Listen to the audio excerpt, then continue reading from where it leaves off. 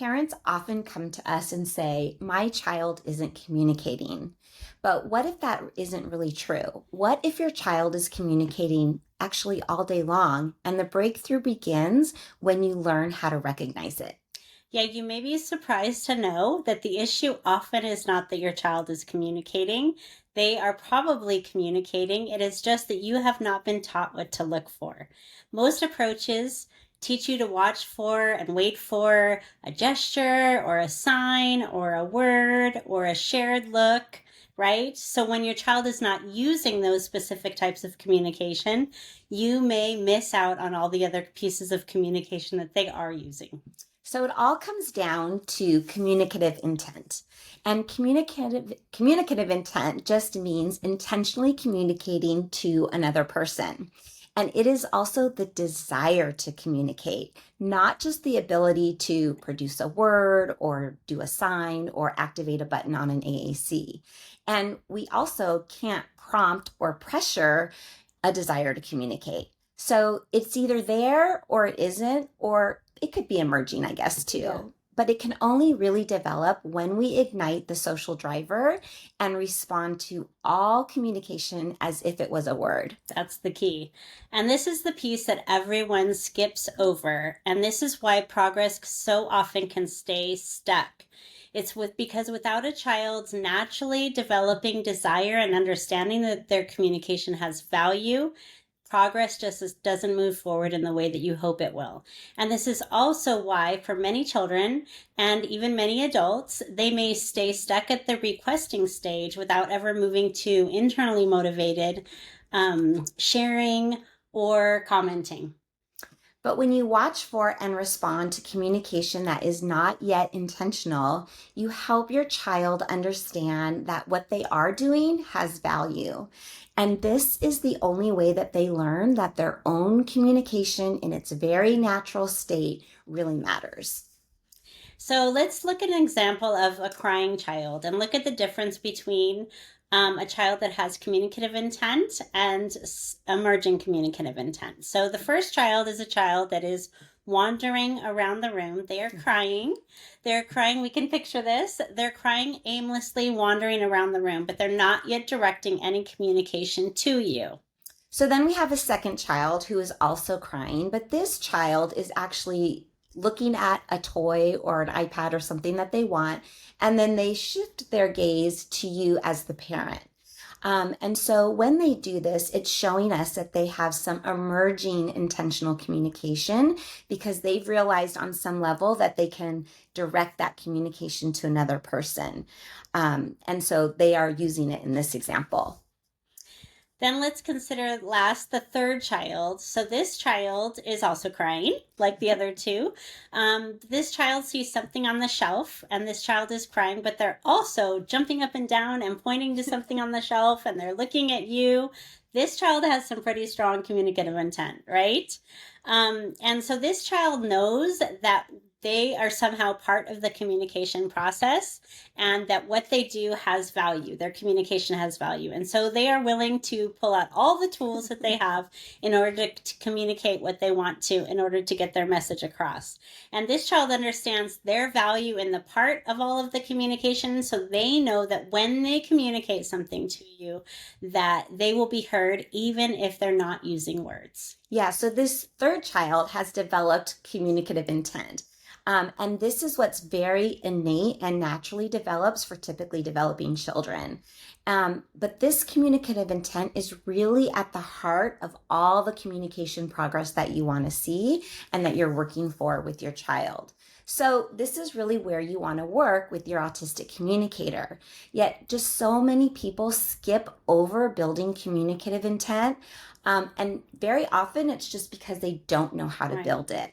And when there is very little communicative intent, what tends to happen is we tend to prompt or withhold or use very pressurized strategies in order to get that child to communicate. So how do we develop communicative intent? So you do this systematically by using strategies and approaches and tools that help the child understand that their very own communication in its most natural form has value and purpose, and that it can bring them power and joy. And you do this by first igniting what we call their social driver.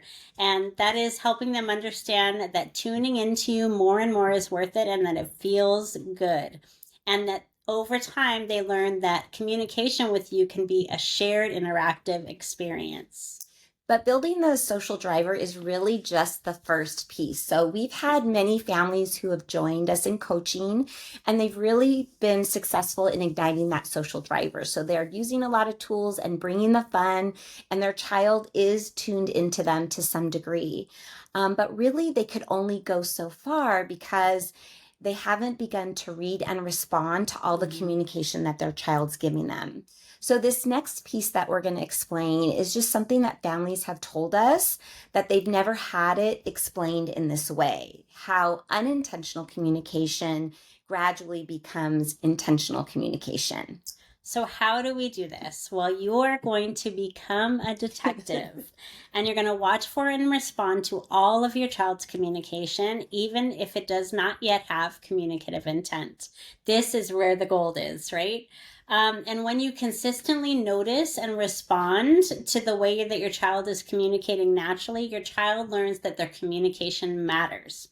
And over time, what was once intentional starts to move to more intentional communication. So in fact, your child probably already has some emerging pieces of intentional communication, and you definitely want to honor those, and while being kind of careful not to wait for it or withhold for it.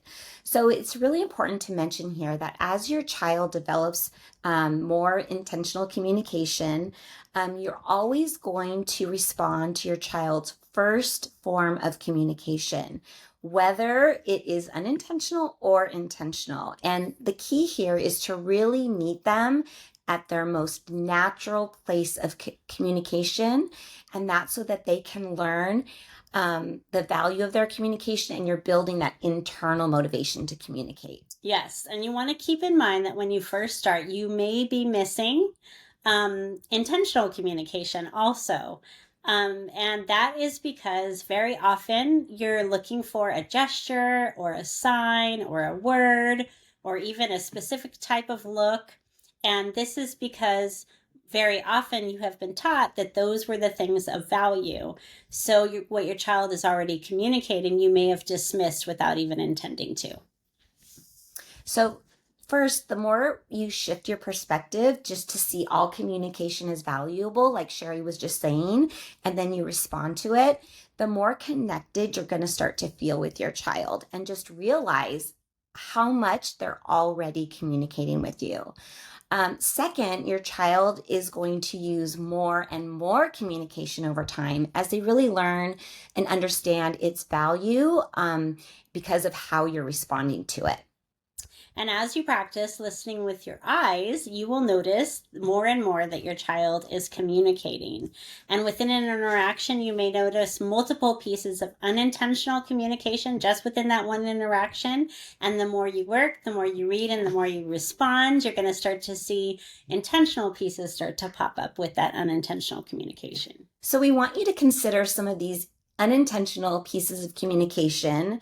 And we want you to recognize them, because when you do, it's going to just provide you with so much more information and how you're going to start to learn how valuable they really are. So some of these might be just your child's eyes looking at an object, and that's it.